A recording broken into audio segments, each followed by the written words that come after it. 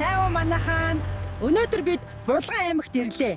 Энэ хот яг ногоон, цэвэрхэн агаартай сайхан газар байна шүү. Булганы аймаг үнэхээр сайхан байна.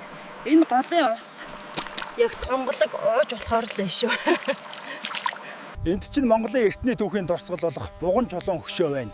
Хэдэн мянган жилийн өмнөх өв соёл маань одоо ч хадгалагдж байгаа нь бахархмаар юм а. За манайхаа одоо би хишиг өндөр суманд ирээд байна. Эндхийн тал нутаг адуу мал нь яг хинний зураг шиг байна шүү. Бүрхэнгаа сумын уулсын дунд явах үнэхээр сайхан байна манайхаа. Монголын байгалыг ингэж дотроос нь мэдрэх ёстой юм байна.